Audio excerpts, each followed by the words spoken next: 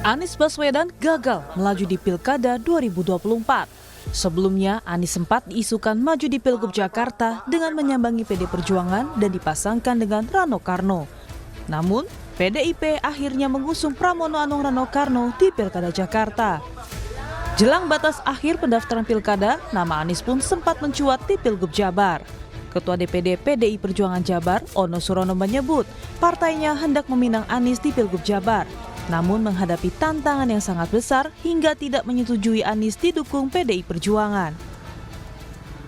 Kami di Jawa Barat tentunya sangat mempunyai keinginan Pak Anies diusung di Jawa Barat setelah beliau tidak jadi diusung di DKI.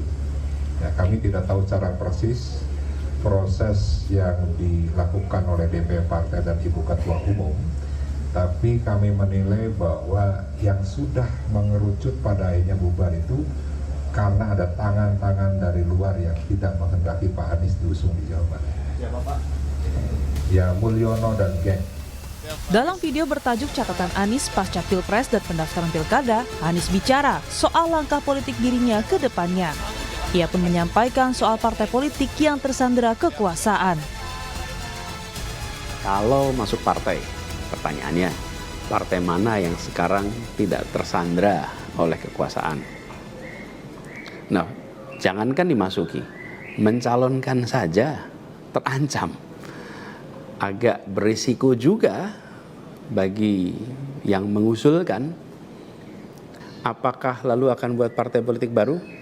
Gini, bila untuk mengumpulkan semua semangat perubahan yang sekarang makin hari makin terasa besar, dan itu menjadi sebuah kekuatan, diperlukan menjadi gerakan, maka membangun ormas atau membangun partai baru, mungkin itu jalan yang akan kami tempuh. Hal ini pun ditanggapi Wakil Ketua Umum Partai Gerindra Habibur Rahman yang menanyakan kembali apakah Anies memiliki bukti atas pernyataan bahwa partai politik tersandera kekuasaan. Habib bilang pernyataan Anies merupakan stigma pribadi karena tak ada partai yang mencalonkan. Saya punya pertanyaan akonterio untuk Pak Anies. Partai mana yang tersandera kekuasaan? Lantas, apakah beliau menunjukkan buktinya? Justru pernyataan Pak Anies bertendensi menyandera partai politik. Kalau tidak mau mencalonkan beliau, lantas di stigma tersandera. Lantas, siapakah partai politik yang tersandera kekuasaan? Tim Liputan, Kompas TV.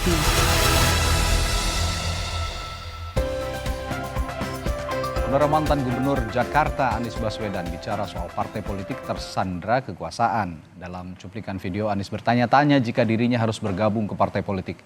Partai mana yang sekarang tidak tersandera kekuasaan? Lalu siapa yang dimaksud Anies? Benarkah partai politik tersandera kekuasaan? Kita ulas bersama sejumlah narasumber yang hadir di studio. Ada juru bicara dari Anies Baswedan, Syahrin Hamid, dan Wakil Ketua Umum Partai Gerindra Habibur Rahman. Selamat pagi Bapak-Bapak. Selamat pagi. Assalamualaikum. Waalaikumsalam warahmatullahi wabarakatuh. Dan nanti melalui sambungan virtual akan ada analis politik sekaligus Direktur Eksekutif Parameter Politik Indonesia Adi Prayitno. Saya ke Bung Syahrin dulu, Bung Syahrin. Apa maksud pernyataan Mas Anies ini? Ya, jadi yang pertama kan Mas Anies membuat sebuah pertanyaan. Pertanyaan terkait dengan tadi. Ya. Apakah memang soal partai-partai yang tersandera itu? Yang kedua, Mas Anies kan terlibat dalam perbincangan-perbincangan level elit, level pimpinan, dan tentunya sebagaimana yang disampaikan bahwa ya banyak keterbukaan yang juga diterima oleh Mas Anies. Dan kita tahu bahwa memang banyak yang mengulas juga soal bagaimana terkait dengan partai-partai, fenomena partai-partai politik saat ini. Dan yang ketiga ini juga sebenarnya adalah harapan. Harapan kita ke depan adalah bagaimana agar partai politik ini tumbuh sehat. Kalau partai politik ini tumbuh sehat, artinya bahwa proses pengambilan kebijakan lebih independen. Yang kedua, dinamika partai politik lebih kondusif. Dan yang ketiga, platform perjuangan partai itu menjadi bagian utama sandaran dalam pengambilan keputusan politik partai. Nah, sehingga harapan kita ke depan bahwa tidak ada lagi cawe-cawe untuk masuk ke dalam internal partai politik. Yang kedua, tidak ada intervensi kekuasaan dalam proses politik di internal partai. Dan yang ketiga, bahwa partai politik yang memang sejatinya adalah sebagai penyambung, sebagai agregator, sebagai artikulasi dari kepentingan warga masyarakat, penyambung atau memperjuangkan aspirasi masyarakat, itu betul-betul terrefleksikan dengan baik ketika postur partai politik itu sehat, aspiratif, dan independen. Nah, kedaulatan partai politik inilah yang sebenarnya kita dorong dalam proses tumbuhnya demokrasi yang baik dan sehat. Benar partai politik tidak berdaulat, Bung Habib? Pertama, saya ingin mengajukan pertanyaan. Jadi boleh kan saya silakan menjawab dengan pertanyaan. Ya, namanya pertanyaan kontrario. Ya. Kalau tadi dikatakan, apakah ada partai politik yang tidak tersandra? Bolehkah saya bertanya sebaliknya? Adakah partai politik yang tersandra? Ya kan?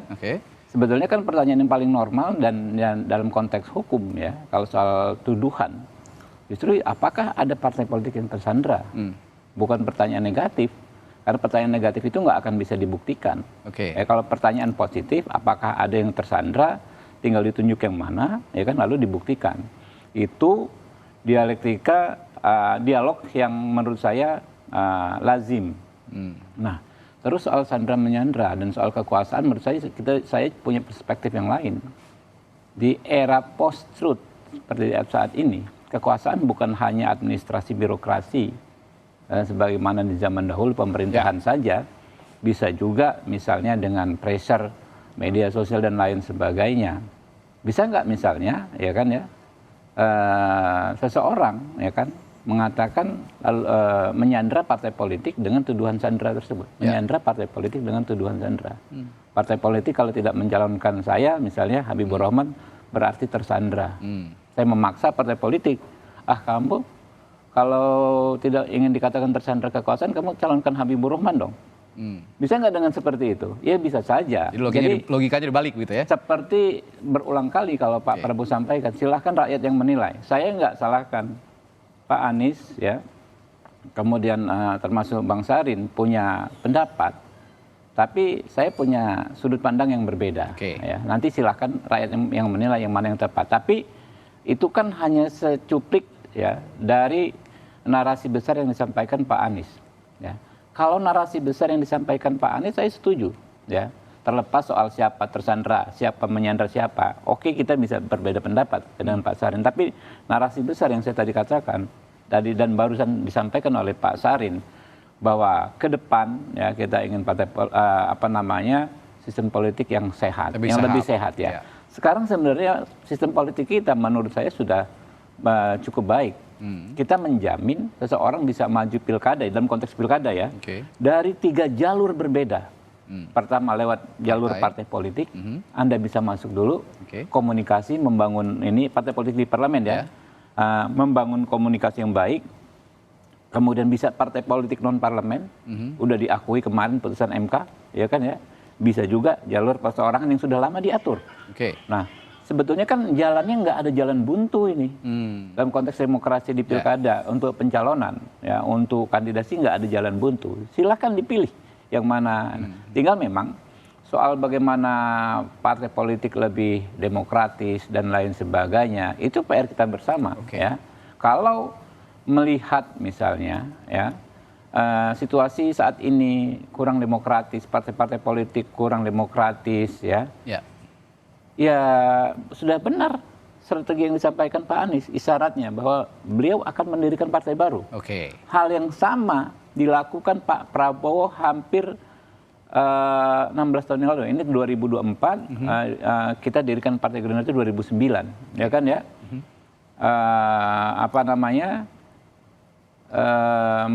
Ketika itu Pak Prabowo gagal konvensi di Partai Golkar, tapi beliau nggak menjadikan Partai Golkar. Langsung berbuat mendirikan partai baru. Tidak demokrat, bahkan tetap menjalin hubungan baik dengan Partai Golkar. Beliau mendirikan Partai Gerindra, mulai dari hanya mungkin 26 kursi di DPR RI waktu itu, kemudian melonjak jadi 74, 78, sekarang 86 kursi. Berproses, dan Pak Prabowo ya mulai ikut konvensi Golkar, ya kan? Kemudian pemilu sebagai wapres, pemilu sebagai capres 2 kali, terakhir baru bisa mencapai posisi. Dan saya melihat ya Pak Anies ini sosok muda, punya idealisme ya. Masa depan politiknya ini masih amat panjang. Oke. Saya kalau saya sebagai sahabat ya, dan Pak Sarin juga, kalau boleh sampaikan sedikit saran ya, hindari terlalu lama terjebak pada hal-hal yang terlalu gimmick begitu, sandra menyandra. Mainkan narasi besarnya Pak Anies ini. Dia ingin bikin partai yang bagus, yang baru, yang reformatif, yang lebih demokratis dan lain sebagainya. Saya pikir peluang Pak Anies sangat besar. Nah, ini saya kembali tertarik dengan pernyataannya Bung Habib. Tidak ada jalan buntu sebenarnya Bung Sahrin untuk menempuh jalur politik, terutama untuk pencalonan di pilkada. Kalau memang sejak awal Mas Anies menilai partai politik itu tersandra, tapi kan masih ada jalur independen, masih ada jalur lain. Kenapa jalan ini tidak ditempuh sejak awal? Ya, jadi gini Bung, memang kita tahu bahwa proses saat itu setelah Pilpres, terus ada proses di Mahkamah Konstitusi, kurang lebih sampai dengan April, dan proses untuk independen sekitar Mei. Jadi desakan pada saat itu memang menyelesaikan proses hukum di Mahkamah Konstitusi. Nah, yang pertama adalah rentang waktu relatif satu singkat. Yang kedua, bahwa partai politik saat itu melihat bahwa aspirasi dan panggilan kan setelah itu baru muncul, bahwa kebutuhan terhadap Anies untuk bertugas kembali di Jakarta kan setelah itu. Ada dukungan dari tiap-tiap kecamatan, setelah itu ada aspirasi dari tingkat wilayah maupun daerah dari partai politik. Kan kita tahu bahwa ada 4 partai yang telah menyatakan itu. Ada Nasdem, ada PKS, ada PKB, dan PDI Perjuangan yang dari pimpinan wilayah maupun daerah dan naik ke atas di tingkat pusat. Tapi kita tahu juga bahwa konstelasi nasional, kehadiran Kim yang juga terkait dengan jalannya pemerintahan ke depan. Nah, ini faktor-faktor yang juga mempengaruhi keputusan di internal partai politik.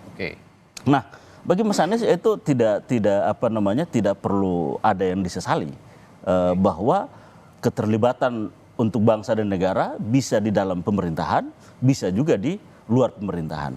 Dan satu hal lagi, bahwa kita tahu yang sedang dirumuskan, yang sedang ditakar saat ini adalah bagaimana membangun satu kekuatan politik baru untuk bisa menjadi bagian yang ikut membangun partisipasi politik secara demokratis di konteks ke depan. Artinya Anda mau mengatakan bahwa waktu yang singkat dan rayu-rayu politik dari partai politik itu juga sedikit menyempitkan ruang gerak Mas Anies untuk maju di pilkada. Sebenarnya gini, kalau kita lihat bahwa keputusan partai ini kan sesuatu yang betul-betul istimewa, sesuatu yang begitu mewah, bahkan sakral, sehingga dijaga kan. Kewibawaan keputusan partai itu kan tinggi. Nah, saat itu kan sudah begitu banyak dari aspirasi dan juga keputusan partai terhadap Mas Anies maju di Pilkada DKI.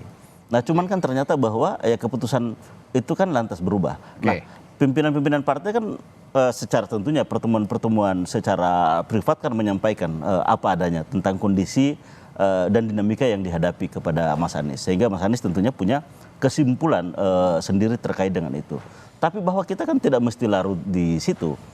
Bahwa sudah harus ada langkah-langkah proyeksi ke depan dalam konteks partisipasi politik dalam kontestasi politik ke depan.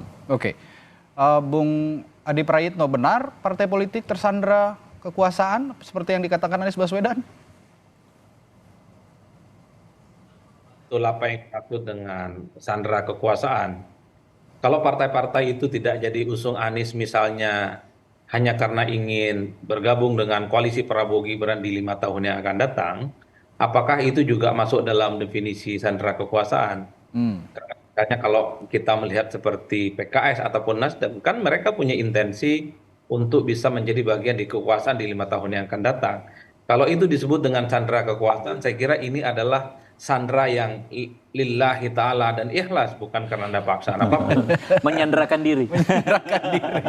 Artinya apa? Partai-partai ini kan merelakan diri untuk menjadi sandra dari kekuasaan itu. Kan itu memang tidak bisa dibantah, Mas. Artinya apa? Partai dalam hal ini tentu sudah mengkalkulasi untung dan rugi.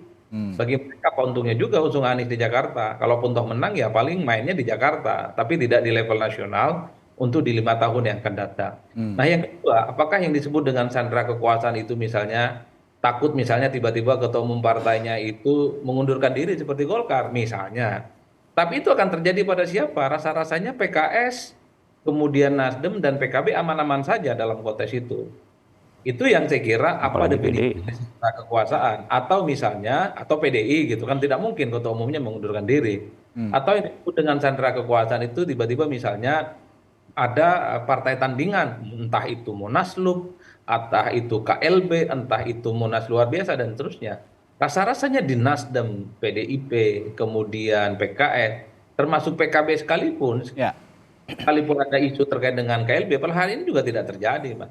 Hal-hal yang semacam ini bagi saya perlu untuk dijelaskan. Tapi kalau kita yang melihat dari jauh, memang partai-partai non-Kim ini ada intensi untuk menjadi bagian dari kekuasaan politiknya Prabowo dan Gibran. Karena di 5 tahun yang akan datang, ini kan akan sepi politik, Mas. Jadi tidak jadi menteri, tidak menjadi bagian dari kekuasaan. Kayaknya memang kehidupan politik mereka akan gelap gulita. Maka opsinya ya harus bergabung dengan Prabowo dan Gibran. Oleh karena itu bagi saya ketika tidak mengusung Anies, itu adalah bagian dari uji loyalitas, bagian dari uji militansi sebenarnya. Supaya visi misi dan keinginan partai-partai yang non-Kim ini harus seiman lah pilihan politiknya. Jadi dalam konteks itu bagi saya harus dijelaskan ya. Kecuali misalnya yang disebut dengan sandera kekuasaan itu ada paksa-paksaan. Jadi kalau partai ini tidak mendukung atau bergabung dengan Anies maka partainya akan diambil alih. Atau misalnya proses-proses hukum yang terjadi pada ketua umum mereka itu akan diungkap dan seterusnya. Mungkin ini tidak elok aja. Mas Andi, saya tertarik dengan uji loyalitas yang Anda katakan tadi. Nah, kalau kabar yang beredar, informasi yang beredar bahwa Anies Baswedan diminta oleh PDI Perjuangan menjadi kader agar ada komitmen politik begitu dalam mengarungi pemerintahan lah. Kalau misalnya pun terpilih misalnya di Pilkada Jakarta. Tapi hal itu konon ditolak oleh Anies Baswedan karena itu tadi alasan tadi ada kepentingan khusus begitu yang dialamatkan kepada partai politik sehingga tersandera. Apakah ini juga logis penolakan terhadap partai politik yang Anda kaitkan dengan uji loyalitas tadi? Nah itu justru yang kedua yang ingin saya jelaskan. Oke. Jadi sebenarnya Anies dan para pendukungnya jangan pernah mengutuk partai politik. Anies ini bukan kader partai. Kalau PDIP tidak mau usung Anies, jangan salahkan PDIP. Kalau PKS tidak mau usung Anies, jangan salahkan PKS. Anies ini bukan kader PKS, bukan kader PDIP, bukan kader PKB dan juga kader Nasdem. Kecuali ya PKS itu kadernya adalah Anies Baswedan dan tidak mengusung, baru kemudian bisa marah-marah. Problemnya Anies ini outsider, tidak bisa menuntut lebih dari partai politik. Oleh karena itu bagi saya pilihan ketika Anies ingin mendirikan partai politik itu diapresiasi oleh banyak orang. Sudah banyak contoh di negara ini, orang-orang hebat, orang-orang top, ketokohannya sudah mulai diakui. Ketika mereka tidak punya cantolan politik tapi bermimpi ingin jadi presiden, bikin partai. Dulu ada Wiranto ya keluar dari Golkar, dia bikin Hanura. Ada Prabowo keluar dari Golkar, bikin Gerindra. Ada Nasdem Surya Paloh keluar dari Golkar, bikin Nasdem. Bahkan sekelas Fahri Hamzah setelah tak lagi di PKS bikin Partai Gelora. Bahkan sekelas Amin Rais senior tokoh reformasi setelah terlempar dari PAN bikin partai politik. Masa Pak Anies nggak bisa? Ini yang sebenarnya dituntut. Oleh karena itu saya ingin mengutip pernyataannya Bung Syahrir bahwa bukan Syahrin ya, Syahrir, jangan pernah mengutuk kegelapan, jangan pernah mengutuk partai politik. Anies menuntut partai, menuntut dirinya, dan Anies mulai lupa setelah kalah dalam Pilpres, aura politiknya hilang, lenyap, karena bagi mereka partai-partai ini memang ketokohan dan figuritas Anies itu tidak bisa diandalkan juga. Terbukti dalam Pilpresnya kalah. Wajar kalau kemudian yang dulu partai para pendukungnya di Pilpres ini balik badan dan lebih berfungsi dengan alasan kalkulasi untung dan rugi bergabung dengan Kim. Ya, sebelum ke Bung Syahrin saya ke Bung Habib dulu. Bung Habib, saya tertarik lagi nih soal uji loyalitas. Wajarkah ketika ada partai politik yang ingin mengusung seseorang gitu, termasuk sepertinya Anies Baswedan, ini meminta dirinya untuk masuk sebagai kader, sebagai uji loyalitas? Apakah ini logis sebenarnya atau wajar jadi dalam praktik partai politik? Kalau undang-undang partai politik itu kan kedaulatan itu kan ada di anggota partai politik bersangkutan. Ya. Tentu kan anggota partai politik bekerja, mendirikan partai politik, membesarkan partai politik itu kita itu dengan sukarela semua, ya kan? Dengan keringat dan air mata lah, jadi nggak saya pakai darah lah ya, tapi kalau darah ekstrim ya kan, udah nggak zamannya lagi ya kan? Tapi darah. dengan keringat dan air mata, pakai iuran, ya kan, sewa kantor, pakai uang dari rumah, ya kan ya, sehingga wajar sekali hal yang sangat-sangat masuk akal. Kalau kita berharap orang yang ingin maju dengan menggunakan partai yang kita dirikan masuk menjadi kader, ya kan? Itu kan bukan sesuatu yang muluk-muluk menurut saya. Dan ini bukan soal satu partai, semua lah. Semua partai politik di kita kan begitu, Pak. Partai politik di Indonesia ini kan swadaya semua. Ya, pembiayaannya murni ya mungkin 98% dari kadernya sendiri. Beda mungkin kalau di negara kayak China atau di mana gitu kan, partai politik disupport full oleh negara gitu kan ya. Sehingga apapun namanya, apakah itu uji loyalitas, ya itu ekspektasi yang wajar. Ya, seseorang yang ingin kita majukan menjadi kader dari partai kita. Oke, Bung Syahrin, kita ketahui seorang Joko Widodo adalah kader PDI Perjuangan sebelumnya. Ketika Mas Anies diminta untuk menjadi kader PDI Perjuangan, saya mengingat kembali apa yang dilakukan Presiden Joko Widodo ketika itu menjadi kader PDI Perjuangan. Ketika sudah berseberangan dengan haluan partainya, ya tidak ragu untuk menentang partainya. Kenapa hal itu tidak bisa dilakukan juga oleh Mas Anies? Kalau memang sistem berpolitik kita ini kan masih kuat di partai politik begitu. Ya, yang pertama saya ingin mengklarifikasi bahwa perbincangan antara Anies dan juga PDI Perjuangan sepanjang intensitas perbincangan itu terjadi, itu tidak pernah terjadi perbincangan untuk masuk menjadi anggota ditawari partai. Menjadi kader. Iya, baik itu ditawari atau menjadi topik dalam perbincangan itu. Yang ada adalah justru menyamakan visi, menyamakan agenda terkait dengan ketika nantinya jika partai PDI Perjuangan ini itu mengusung Anies dalam Pilkada DKI Jakarta, yaitu agenda-agenda soal politik yang basisnya adalah platform perjuangan dari PDI Perjuangan, soal tata politik, tata kota, kelestarian lingkungan, program terhadap warga ataupun terhadap rakyat ataupun wong cilik misalnya. Nah, itu yang menjadi tema-tema perbincangan antara Anies dan juga PDI Perjuangan. Jadi tidak ada perbincangan tentang permintaan masuk sebagai anggota partai atau sebagai memiliki KTA partai. Itu tidak ada.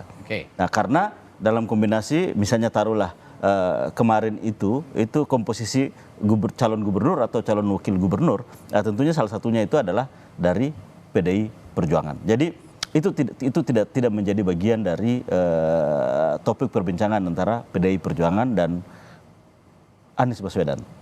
Yang terjadi adalah konteks kesamaan pikiran-pikiran terkait dengan polisi atau kebijakan sebagai pemerintah ke depannya. Tapi kalau melihat PDI Perjuangan yang sepertinya masih dalam masa trauma politik begitu ya, pasca Pilpres ini ditinggalkan oleh Presiden Jokowi dan sekarang menjadi dua entitas yang berseberangan begitu.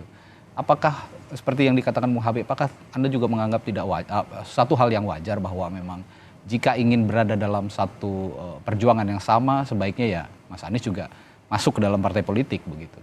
Ya, jadi memang Mas Anies waktu pertama itu bahkan sudah meminta kepada 3 partai pertama itu yang bersama di Pilpres, Nasdem dan Nasdem, PKS dan juga PKB.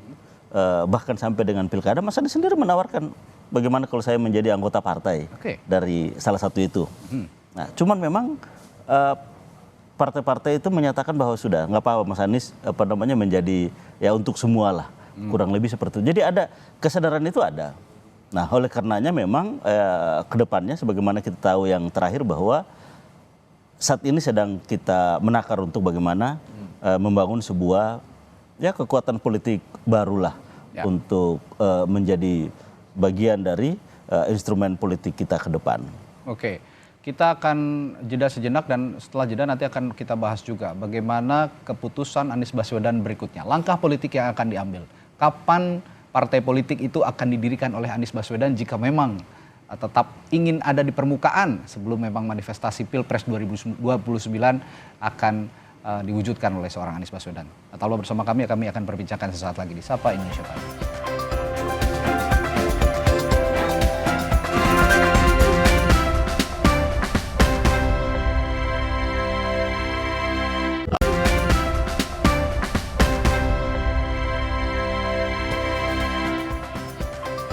Masih membahas seorang Anies Baswedan yang mengatakan partai politik saat ini tersandra kekuasaan. Saya ke Bung Adi Praitno.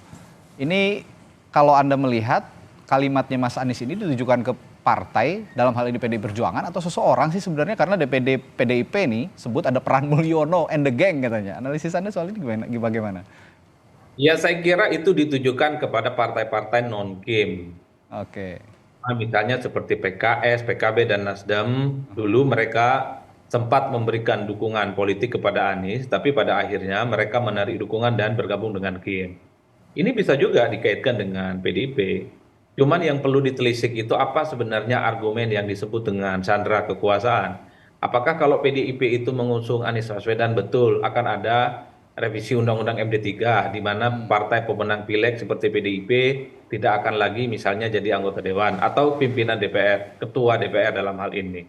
Tapi kan orang juga bertanya, apakah ada jaminan kalau PDIP tak usung Anies, revisi Undang-Undang MD3 itu tidak bisa diubah? Kan itu jalan ceritanya, Mas. Ya. Apakah betul bahwa misalnya kalau misalnya partai seperti PKB itu mendukung Anies Baswedan, tiba-tiba ada muktamar tandingan di mana SK Menkumhamnya tidak diberikan kepada PKB versi lama tapi kepada versi yang KLB. Kan itu yang sebenarnya menjadi pembicaraan. Itu yang sepertinya ingin disebutkan oleh Anies bahwa partai-partai ini tidak mandiri, tidak independen dalam menentukan pilihan politiknya karena ada sandera politik yang kemudian membuat posisi mereka itu terancam. Oleh karena itu bagi saya sebenarnya dalam banyak hal, saya sudah mengatakan Pak Anies dan para pendukungnya tak bisa menuntut banyak dari kehendak partai politik yang kemudian mengubah pilihan politik mereka. Ya terlepas apapun motivasinya, ingin bergabung dengan Kim, takut ketua umumnya misalnya tiba-tiba mundur di tengah jalan, revisi Undang-Undang MD3 takut direvisi, itu lain hal dan argumentasi. Kalau memang membuat partai ini tersandra kekuasaan, saya kira memang ini adalah momen yang pas bagi Pak Anies untuk membuat partai politik, mendirikan partai politik, bikinlah partai yang tidak mau tersandra dengan kekuasaan. Nah itu yang saya kira Bung Syahrin bisa disampaikan ke Pak Anies. Pak Anies saya kira sudah punya segala-galanya. Ketokohan punya, jejaring dan networking dan basis sosial juga punya.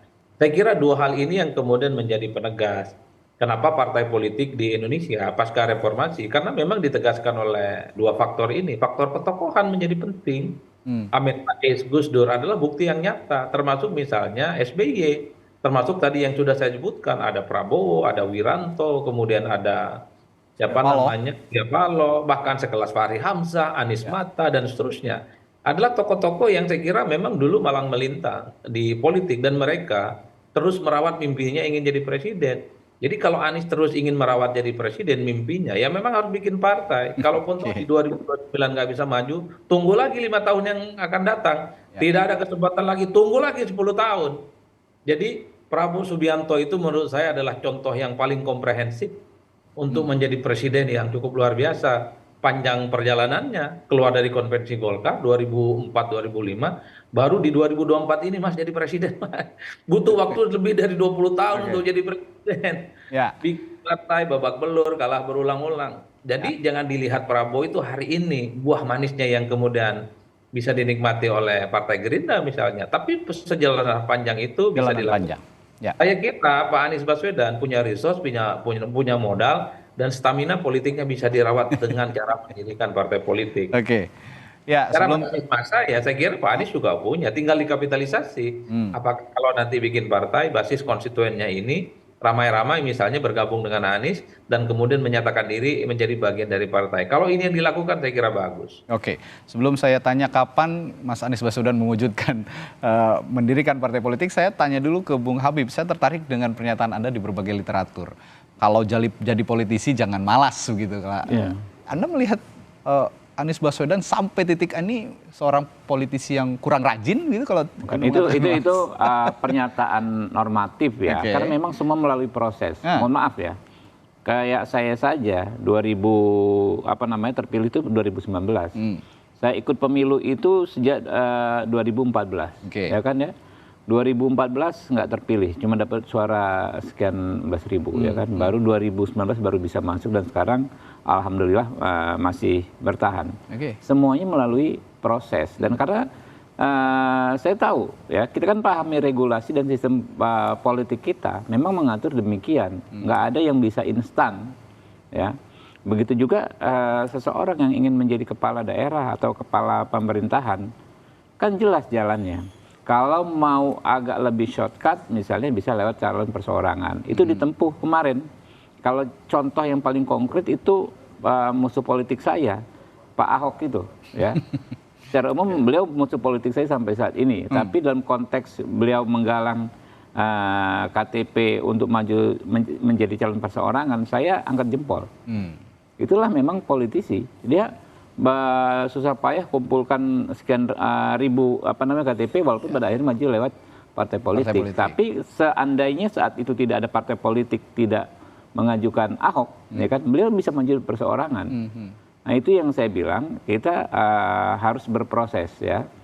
Jadi namanya politik ya kita harus kerja keras dan banyak loh sebetulnya calon-calon perseorangan. Kayak Dharma Pengrekun maupun si Pak Kun juga kan maju dari perseorangan. Dulu pernah ada Pak Riza Patria, ya. Pak Riza Patria itu sebetulnya memang dulu sudah dari sebelumnya kader kami, kader Partai Gerindra. Tapi karena hampir nggak mungkin dicalonkan, Partai Gerindra juga suaranya kecil, maju perseorangan. Jadi wakilnya Pak Hendarji Supanji waktu itu. Intinya nggak hilang akal lah ya. Ya, gitu ya. Itulah memang dan memang harus kerja keras, ya.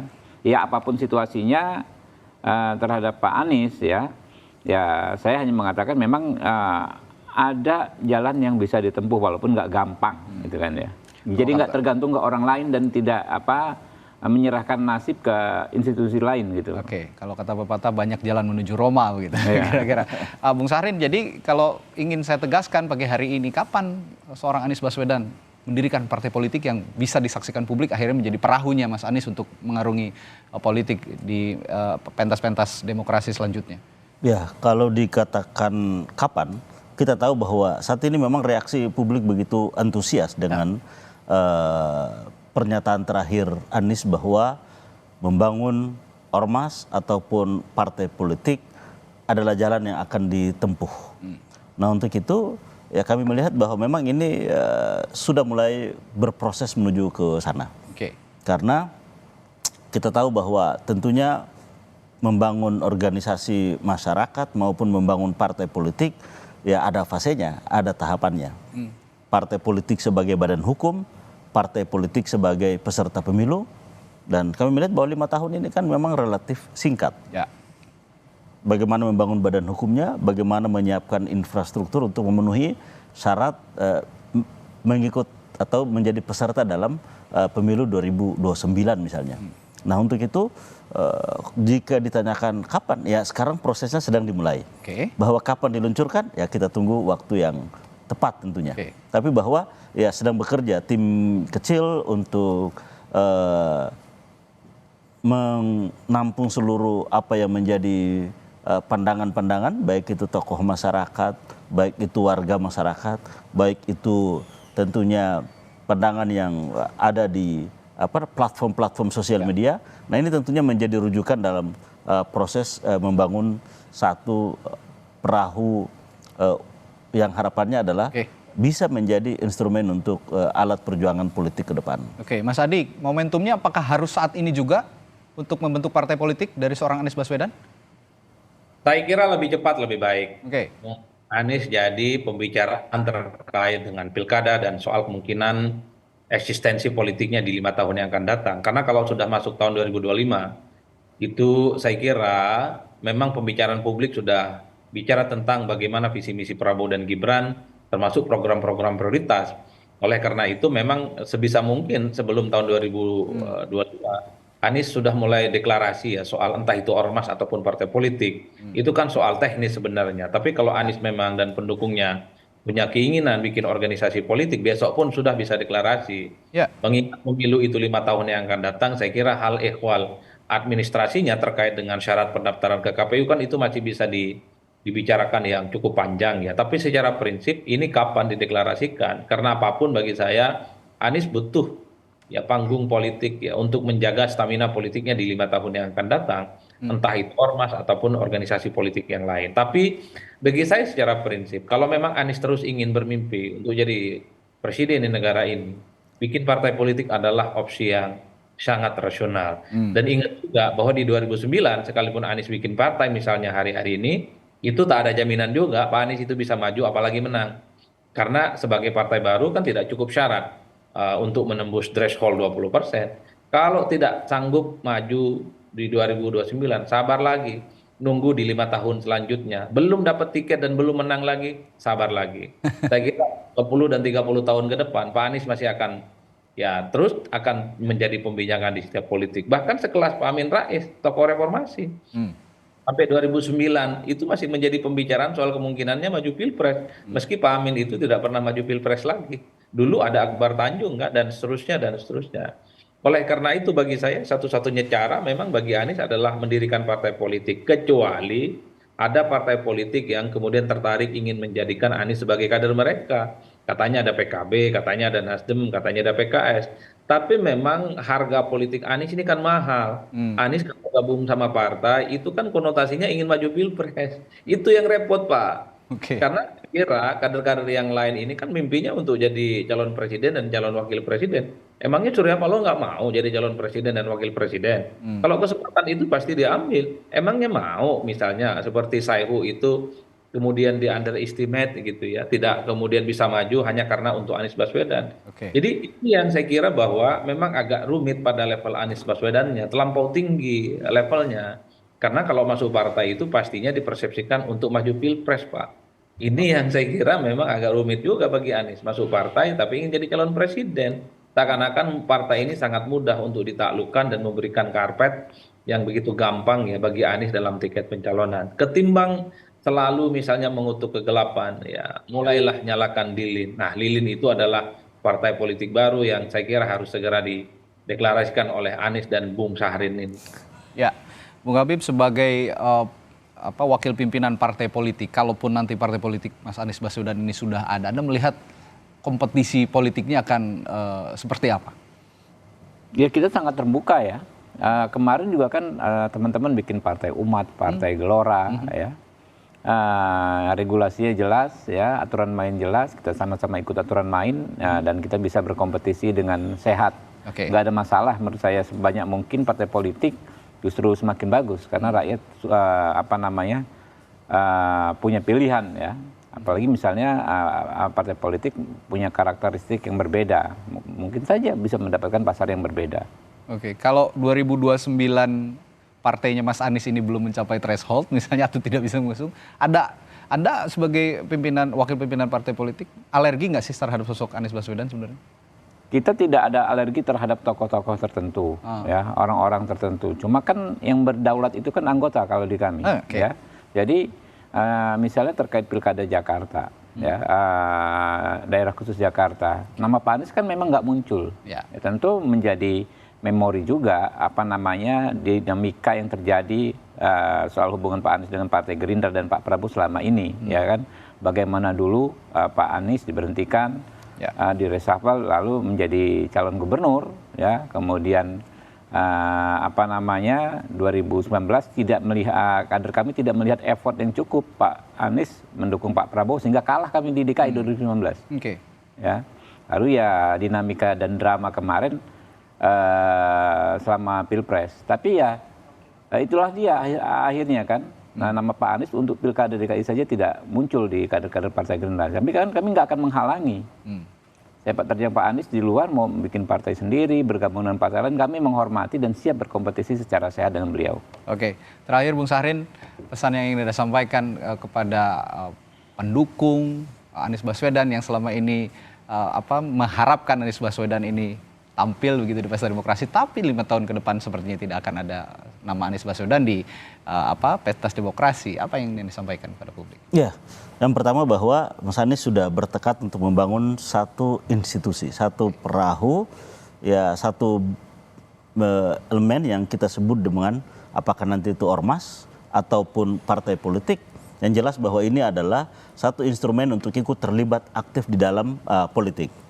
Yang kedua, kita tahu bahwa memang partai politik ini memiliki peran dan fungsi yang tentunya komprehensif untuk membangun sebuah tatanan dan implementasi dari gagasan-gagasan ataupun sebagai alat perjuangan dari gagasan-gagasan politik Anies. Nah, untuk itu ya dalam forum yang hebat ini kami ingin menyampaikan bahwa ya seluruh pendukung, seluruh relawan, seluruh kelompok yang selama ini terafiliasi dalam gerakan Anies Baswedan, nah inilah saatnya, inilah momentumnya untuk kita mengorganisir diri. Nah, untuk itu maka ya tahapan-tahapan ini akan kita lalui. Untuk itu ya bersabarlah, bersabar secara aktif, mulai mengorganisir diri dan kemudian mari kita rumuskan sebuah alat politik baru yang ini akan menjadi bagian dari instrumen kontestasi kita. Dan juga kita harus jujur bahwa ini akan digunakan sebagai instrumen untuk politik merangkul teman-teman yang lain dan kemudian juga menjadi bagian dari alat perjuangan pikiran-pikiran Anies Baswedan. Oke. Alih-alih seorang Anies Baswedan tetap berenang berada di permukaan laut sehingga ada kapal besar yang menangkap ikan kakap gitu ya. Tapi sepertinya Anies Baswedan akan membangun perahu besar sendiri sehingga bisa mengarungi perjalanan politik selama 5 tahun ke depan. Menarik untuk kita tunggu terus bagaimana kiprah seorang Anies Baswedan ini di pentas politik Indonesia.